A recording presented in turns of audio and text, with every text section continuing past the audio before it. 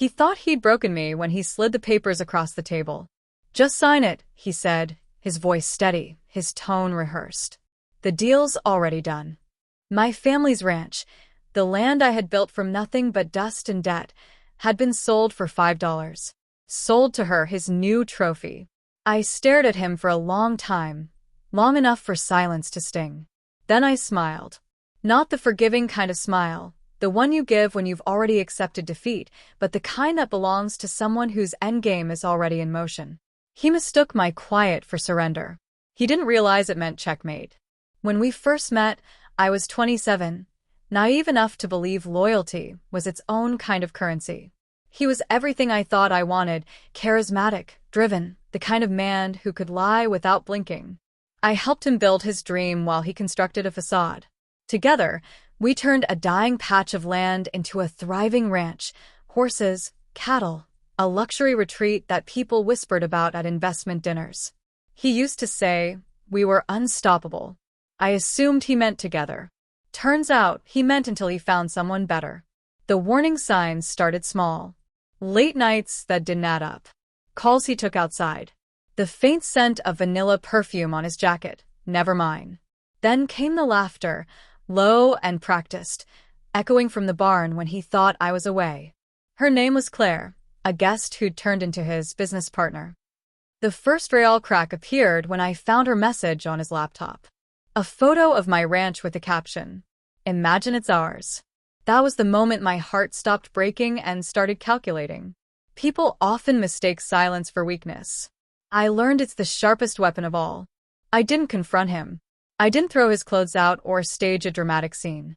Instead, I played my role to perfection, the oblivious, devoted wife. I smiled through dinners, kissed him goodnight, and listened. You learn a lot when you stop reacting.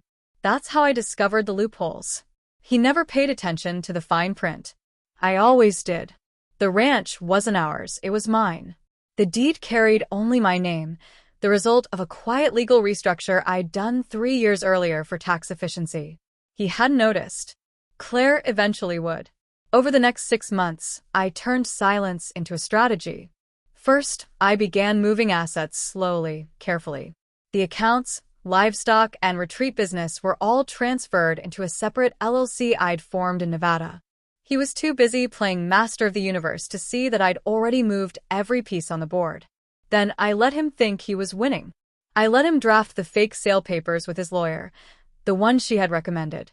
I signed wherever he told me, let him gloat, even smiled when he thought he'd beaten me. He believed he'd sold the ranch for $5. In reality, he'd sold his reputation, his company, and his financial freedom for nothing. Because the ranch he sold wasn't mine anymore, it belonged to the LLC, of which he wasn't a member. The sale he filed? Legally invalid. But he didn't check. He was too desperate to impress her. When the county clerk flagged the ownership discrepancy, I didn't interfere. I simply let the process unfold. Fraud investigation, asset freeze, audit. By the time he realized what was happening, it was too late.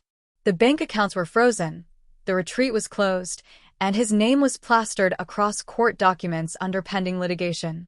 He called me that night. "I know what you did," he said, voice trembling. "No," I whispered. "You have no idea what I did." He showed up the next day at what used to be his ranch. Claire stayed in the truck, mascara streaked down her face, like someone who'd just learned her fairy tale came with fine print. He burst into the house, furious. "You played me," he growled. I poured him a drink and met his eyes. "No," I said softly. "You played yourself. I just let you believe the game was still going." He didn't answer. He only stared at the framed deed on the table, my name printed in bold letters. I'd hung it there for moments exactly like this. Within months, the court ruled in my favor. Fraud voided his sale. He lost everything: the ranch, the company, most of his assets. Claire left him when the bills arrived. Last I heard, he'd moved 2 states away, working as a consultant. I imagine him still talking big, spinning stories no one believes anymore. As for me, I rebuilt. The ranch is quieter now, peaceful. I planted new trees where the old barn once stood. I don't look back often, but when I do, it isn't with anger. It's with the calm satisfaction of a woman who never needed to scream, only to strategize.